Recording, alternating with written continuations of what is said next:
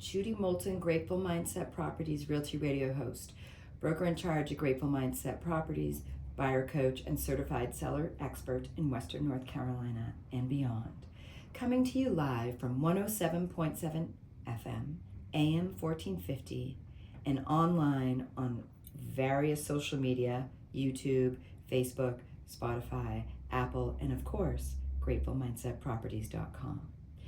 Today's show is sponsored by Grateful Mindset Properties, CFO Consultants, and we have a special guest today. So I really hope you stick around to hear from Rebecca Jackson McCall. Rebecca currently serves as the chair of the Henderson County Board of Commissioners. Board of Commissioners are stewards of the taxpayers' money and are responsible for providing safety and protection to the citizens of Henderson County. So please stick around to hear more from Rebecca Jackson McCall and some of the new projects they're working on and more. For right now, let's talk a little bit about real estate and what's happening in the real estate market. I'm sure many of you that listen to my show every week online, on the radio show at 107.7 FM and all the various places that it lives, let's talk a little bit about what's going on. So right now we've got a coming soon, and I'm really excited about it. We've been putting it off since June, been working with the sellers to get it ready, and they've had a lot of stuff to put together for an estate sale. So it took us a little while to get it together, but we've got it and got the finishing touches going on, and it will be live on the 25th. So now I say the word live, it is live on the MLS right now. But it is not live for you to see the inside until the active date, which will be July 25th. So again, coming soon, 505 King Crest Drive, gorgeous in the European Village, what's described as the European Village of Flat Rock. Privacy, gardener's delight, 2 decks, 3 bedrooms, 3 bath, in-law suite. The owner or owners was a famous singer-songwriter, bluegrass artist, very well known in the Hendersonville or Western North Carolina area. Has a music studio in the basement with all the records. It's a very, very cool, all the guitars. Their son is a famous musician as well. So it has a lot of sort of art, crafts, design, as well as good bones in terms of the music industry and more. So I really hope you'll check it out. We'll be in the mid 700s as a listing. Talking about sevens, interest rates are right there. We're right under 7%. We've pretty much stayed strong in that 6.9 to 7.5 interest rate, going up and down and everywhere in between for the 30-year and the 15-year fixed. Now, if you're getting a VA loan or you're doing a bridge loan, I have many lenders, local loan officers I work with, and they're fabulous, and I can highly recommend them. So please reach out for any reason or no reason to me, Judy Moulton, Grateful Mindset Properties at 828-290-0940. Again, 828-290-0940, also at GratefulMindsetProperties.com. I love what I do. I live what I love, and I love what I do. I love having a grateful mindset. I love running a business that focuses on being involved in gratitude as my attitude. And, being a trauma specialist, behavioral health clinician for 30 plus years, I have a giving heart, a servant's heart, I should say, and giving is what I do best. So I've somehow brought that into the mainstream of property management, property research, property details, whether you're selling or buying. And so right now the market has been pretty crazy. Mid-April to mid-October is the busiest time for real estate across the country, globally. It's a busy time. What we've seen is a lot of international, about 21% of international investors across the U.S. have declined in this last year. So no, interest rates are a factor, but investments, which are a huge deal, cash offers, foreign investors, all that has declined. And so we're seeing properties sit in Western North Carolina a lot longer than 30 days, which is typically, it could be a day, 3 days, 5 days. It's sold, pre-sold, like my listing that's coming up. I've already got people scheduled to see it. But what typically would sell, a couple years ago before it was even listed, we're seeing things lasting about a week, 2 weeks, 3 weeks. If it needs work, 30 to 45 days seems to be the average. And that has a lot to do with those interest rates. It has a lot to do with those investors. It has a lot to do with things, inflation, things sitting longer. Doesn't matter that it's a beautiful location, which is very important. Location, as you hear me talk about. Also, move-in readiness, year built, but if it's completely remodeled, move-in ready, all those things are huge factors. So location, number one, move-in readiness, number two, and obviously price. Sometimes things are overpriced, and so we're seeing that adjustment in the market. We still are in a low inventory market, maybe something Rebecca, from the commissioner's office and I will talk a little bit about. Something that happens is things that involve our area, something we might talk about, the Acoustic Trail, farmland preservation, things that are happening to bring people into the area because we are in a vacation spot, but people love biking, they love hiking, they love our low to relatively low pricing in the market if you look at the overall sort of United States. Also, our taxes are lower than other areas, lower than Buncombe County, for example, if you're looking specifically in Western North Carolina. So I love what I do. I love being able to do those deep dives. I love being on the Professional Standards Committee for real estate. I love being also a steward of nonprofits, on the board of a few nonprofits, some involving art, some involving Homes for Youth, which is a foster care program. Also on the Hendersonville Art League, the Welcome Club, and various different places. I'm also on the board of Aura Home for Women Vets. I know that Rebecca will be talking a little bit about something that has happened here recently in Henderson County, but I'll let her talk about that. So veterans is an important thing that speaks to my heart, and also our special guest. So no further ado, Rebecca Jackson McCall, currently serving as a chair of the Henderson County Board of Commissioners. Oh, and also before I get to that, I'd like to talk a little bit about our sponsor, CFO Consultants. I mentioned them briefly. So CFO Consultants sponsors our radio show. They are sponsoring the radio show today, besides Grateful Mindset Properties. CFO Consultants understands that every penny counts when you're running a small business. That's why they offer tailored financial services designed to maximize your profitability and streamline your operations. From tax planning and filing to business valuations, their team of experienced financial experts guide you through every financial challenge. They have been here in Western North Carolina for several years. They have 16 years of experience in managing the books for companies representing over $15 million in revenue. They are trusted by businesses to deliver results. They also happen to do the taxes for Grateful Mindset Properties, as well as an affiliated business that I'm a part of, which is called Greenway Construction, a general contractor, residential builder, licensed, insured, and bonded. So they are professional, they are digital, they are diligent, they are responsive, and they are beneficial to this area. Whether you need full charge bookkeeping or just a helping hand with QuickBooks, CFO Consultants is a partner in growth. So if you need to reach CFO Consultants, you can call them at 828-385-8635. Again, CFO Consultants, 828-385-8635. On the internet, you can reach them at cfoconsultants.net. Again, cfoconsultants.net. They can help your business grow and thrive. Again, that's CFO Consultants. So let's hear from Rebecca. Let's have a conversation with Rebecca Jackson McCall about what the commissioners, stewards do of Henderson County. So I'd love to hear what you have to say. Well, thank you for having me on today. I appreciate the opportunity to share what the commissioners are doing and have been doing over the past year. We just started a new year. Our year starts July 1st. July 1st, that's right. So our biggest responsibility in June was to approve our budget for this year, this fiscal year, and we did, and our budget now is $204 million. When I started as a commissioner, the first budget I was a part of was $150 million. So it has increased considerably in the 6 years I've been on the board.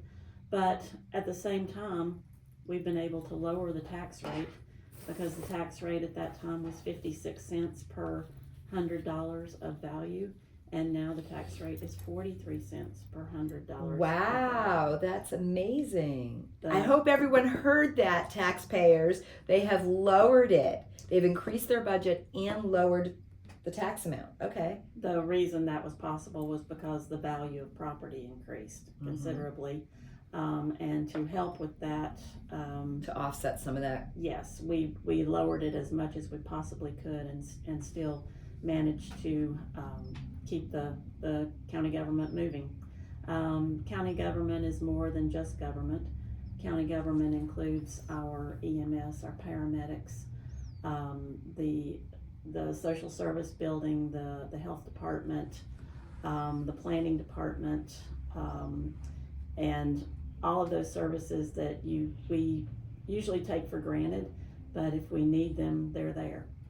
So that budget covers all of those pieces, and it's so important. Absolutely. It also covers the volunteer fire departments. Volunteer is a strange word these days for fire departments because most of the fire departments have paid employees, but that is a separate tax. That is a separate line item on your tax bill, and each fire district is taxed in a different way. Not in a different way, but at a different rate. But we keep that as low as possible as well. How does that get determined? Based on the amount of property in that district. Gotcha. Number one, and the amount of services required for that makes district. sense. The number of citizens or the number of people that need to be served in that area. So that's logical. Got you. Got you. Just a quick comment, or just go back to a moment about tax value, because that's a really important thing to note that people call or even ask, not only ask you about, they certainly ask realtors about, or anyone that are stewards of property that sort of oversee and are responsible to protect and serve our consumers in terms of real estate.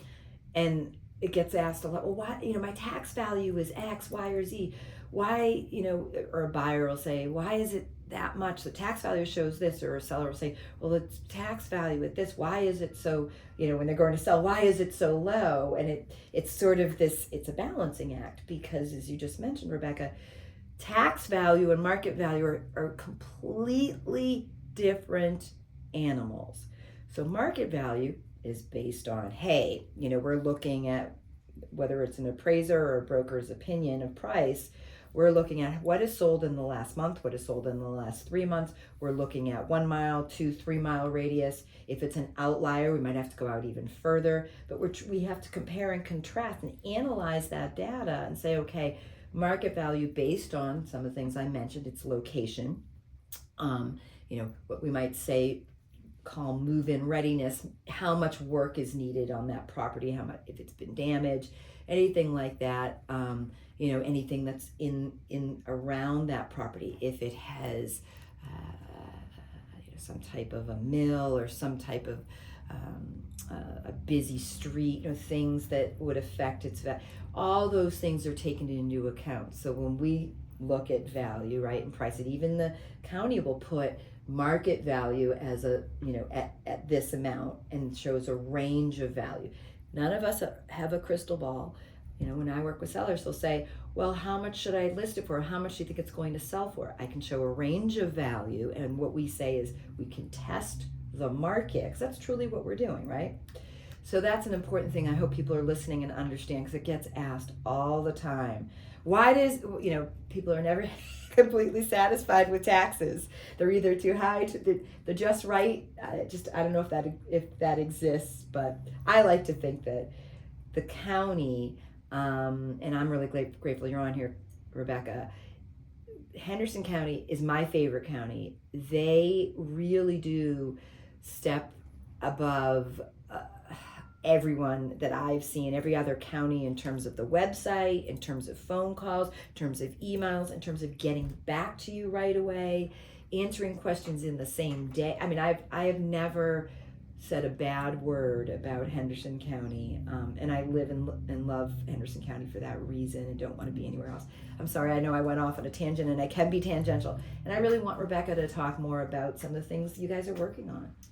Yes, Projects. and maybe we want to start with the VFW. We cut the ribbon on the newly renovated VFW building on July 3rd. It was a very exciting day, being that was the July 4th week. And it was fitting to open that building back up during that week. The way we acquired the VFW building was that at one time when it was built in the 50s, there was 1,600 members of the VFW. Membership has declined over the years just for various reasons.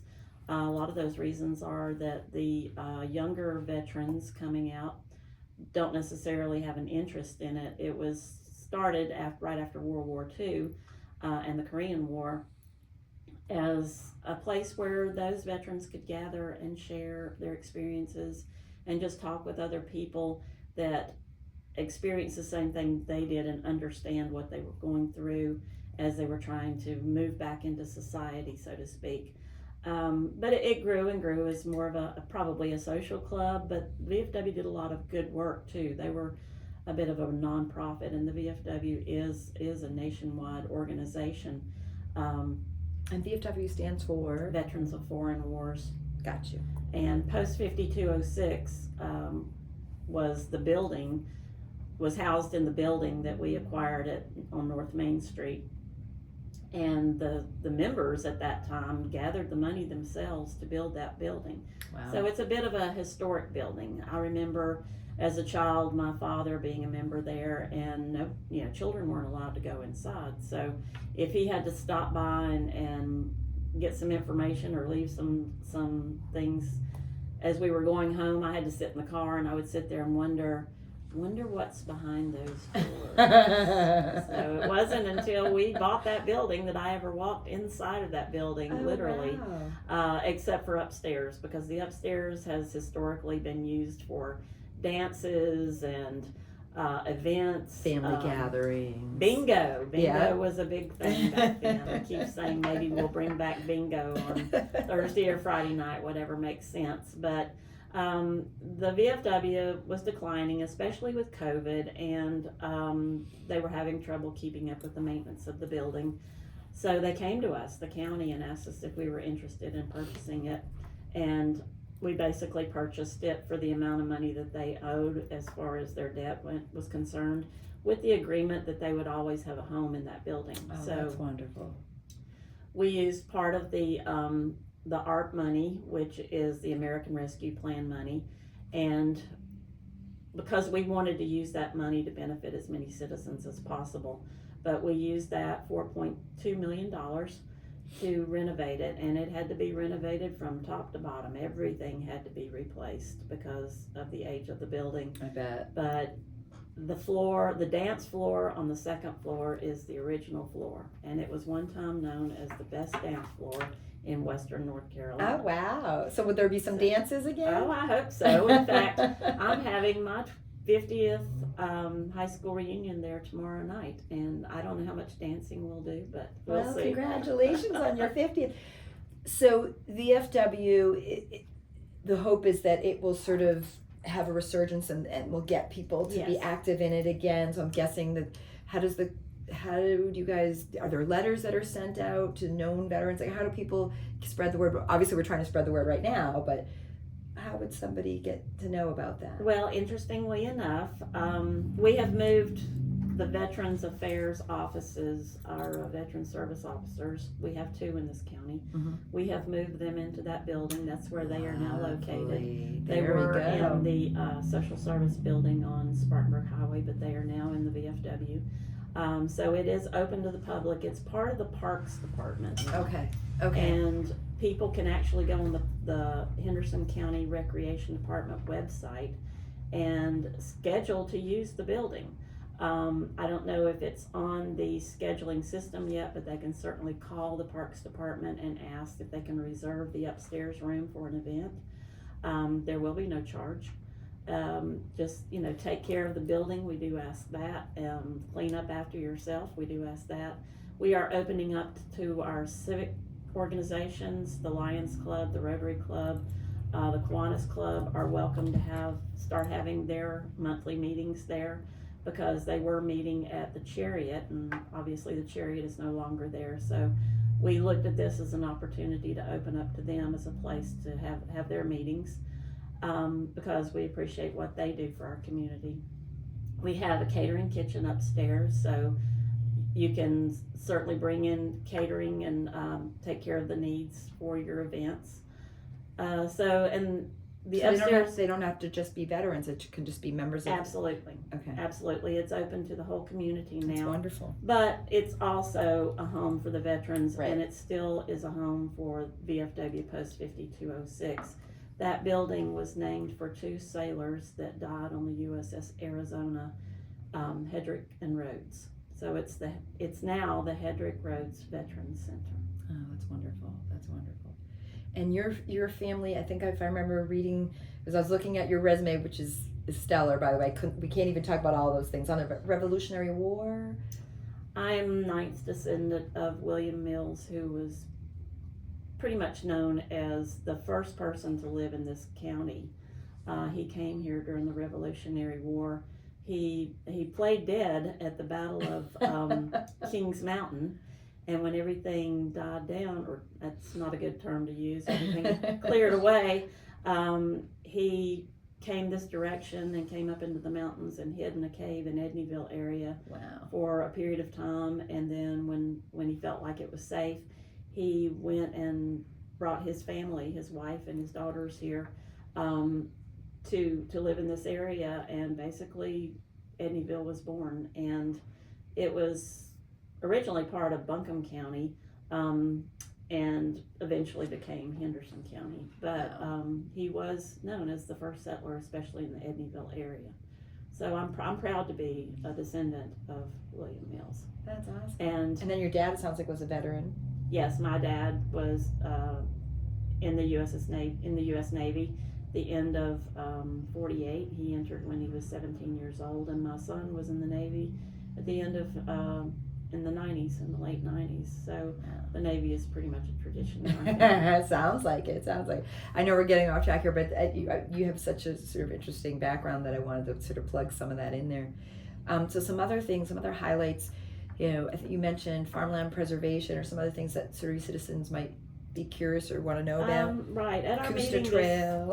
this past Wednesday at our meeting, one thing we decided upon was the Clear Creek sewer project for the Edneyville area. Okay. That's something that we've been talking about for a long time, and that's something that people purchasing homes would be interested in. So talk a little bit more about that, the Clear Creek area in Edneyville. So about anywhere from 20-25 minutes outside of the city.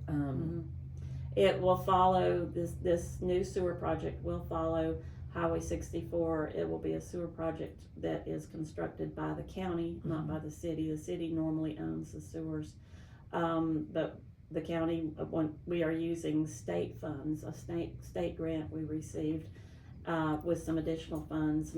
Taxpayers are not paying for this at all. So by expanding that, so we'll have more of the city sewer, city water versus septic only. City water already goes out to the Edneyville area as far as the Justice Academy, but just to keep the streams out there, the creeks out there in better condition. Yes. Because there's a lot of old septic tanks that are failing. Yep. Plus, we built the new Edneyville school several years ago, and that system needs to be replaced. So that's what actually started all this, was the need to provide sewer system for that one school that is the only school that's not on a sewer system. So the county is building a sewer system that will go from the Justice Academy and connect to the city somewhere around where North Henderson High School is. So how long do you think that project will take?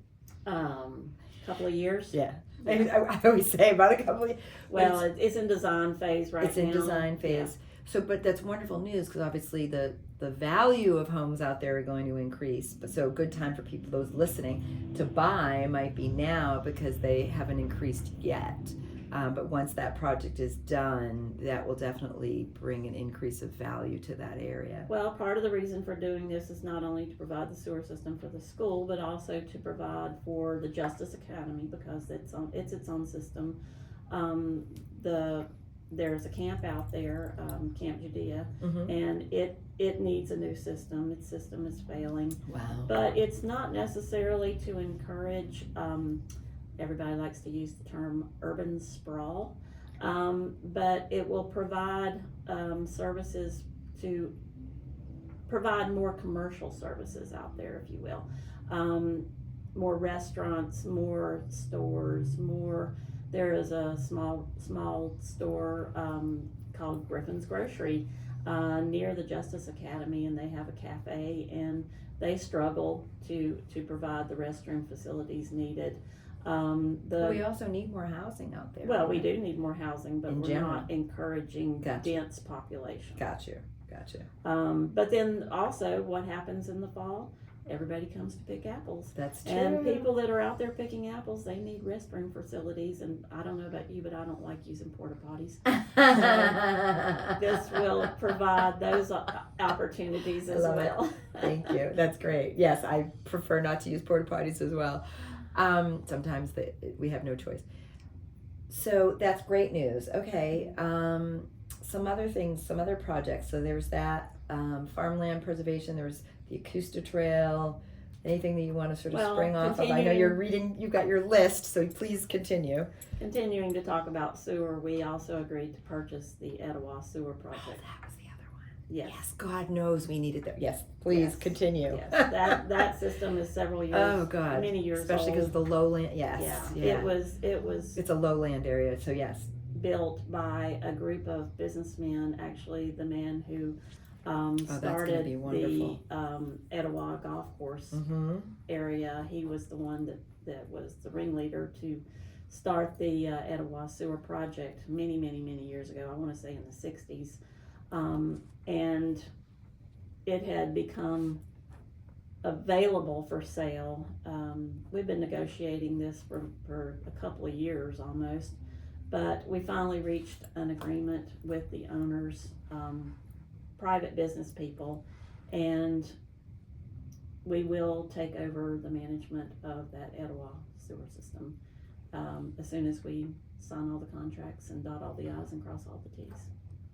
So we're listening to Judy Moulton Greenville Mindset Properties and Rebecca Jackson McCall of the Henderson County Commissioner's Office. Couple of other things to mention before we run out of time, because there's so many things we could talk about, but anything else you think is important? Well, I have to mention this. Please. With the Clear Creek sewer project, we had $9.3 million of ARP money that was available, but we have run out of time to use that for this project. We don't want to send that money back to the federal government. We want to use it for Henderson County. So we have made the decision that money will be used on parks and recreation. Nice. So we will be building additional soccer multi-purpose fields, I want to say, not just for soccer, but the subject of lacrosse has come up, and whatever activities you can use a field like that for.